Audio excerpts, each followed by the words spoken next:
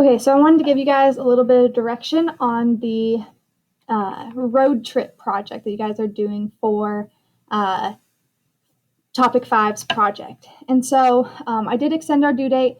Normally I make it due the Friday that it's assigned, but during these times I will make it due on Monday instead. That way it gives you a weekend to get caught up with it if you are falling behind. So first off, on the directions on the back, okay, there's directions here and directions down here. But it does say that our starting point is at 2121 New York. So we have to count to 21 and up 21 to get to New York. And that is our starting point. Okay, so you put a dot there. That's where everyone is starting at. You don't get to pick where you start, but you get to pick every other state after that. So everyone starts in New York at 2121, and then you pick a state, any state. You can be like, I want to go to Texas. I want to go to Waco, Texas. So that would be -2 up 1. That's about where Waco is. -2, 1. So then you would write the coordinate. You would figure out the coordinate. Don't forget the basics about the coordinate plane. This is -x, +y. If you're wanting to go to Hawaii, it's negative, negative. If you're wanting to go to Alaska, it's +y, +x, -y. Even I get confused sometimes. So then you would put that coordinate on the map, okay? And then you would do the distance formula between that point, okay? So I would do, in this case, let me get a clean piece of paper. I would do the distance between 2121 and I said Waco was going to be -2, 1. So I'd plug it into the distance formula. Luckily, they give us the distance formula right there. And I'd find my distance and I would write it right here. It would be in units, okay? And then I would draw a line between those 2 points, okay? And that would be where I'm driving. But then I have to find my midpoint, which is my stopping point. So I would add my x's together, add my x's together, divide by 2, add my y's together, divide by 2, and then I would have my midpoint. I have to put a dot where my midpoint is. If I don't put a dot where my midpoint is, I will be counted off for credit, okay? That is written on there. Plot your midpoint on the map. Show your work. If you don't show your work for the distance formula and you just have an answer right here, you will be losing credit, okay? I'm making this all very clear now. So that way you guys can earn the most amount of credit. You want to get a 100 on this. It's a test grade.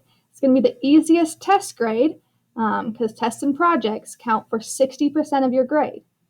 If you're not showing your work, you're not plotting your midpoints, you're not using color on your map, you're losing all of those points. It's a test grade. So I highly recommend you take this seriously. Okay, then how to fill in on the back. Okay, we fill this in at the very end. Total distance from start to finish that you travel is blank. We can't fill that in until we've finished adding up or doing all of our miles. So we write this right here. So we drove from New York to Waco, Texas. We chose that city. The distance is, we figure out how many units that distance was using that distance formula.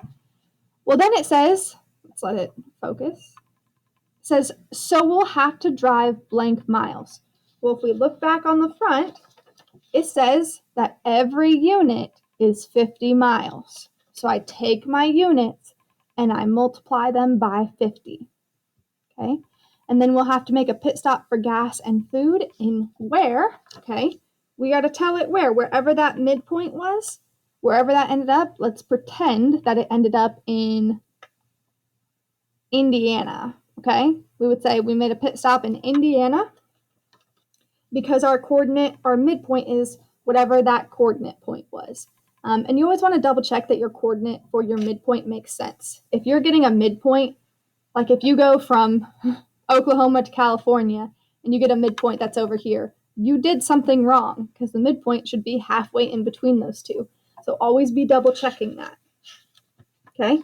And then you're going to tell a story right here. Tell a story. Fill up this whole space with your story. Don't write really big. If you just write, we went shopping, you're going to lose credit. I'm going to be very clear with you right now. The more creative your stories are, the more you talk about, hey, what did we do in New York or what did we do in Waco, Texas? Google some things about what to do in that state and write those down as what you did while you were there. That's how you earn a good grade. I'm going to be very clear with you that from the beginning. Then on day 2, we start off from where we ended day 1. Okay, that's where we ended day 1. So ended day 1. And the same thing on the front. For day 2, wherever you ended here, that's where you start day 2. Okay, and then you pick a new state to go to. Say I want to go to Nevada. I want to go to Las Vegas. Okay, so I would count out that coordinate. I'd write it here in the ending location because I already have my starting location. It's Waco, Texas. So please keep that in mind. If you have any questions, text me on Remind, but make sure you're reading all of these directions, and at the very end, you add up all these miles and put it here. You will lose credit. Also, what state is the origin located? Not where we're starting, not New York. What state is the origin in? So that's what you're writing right there.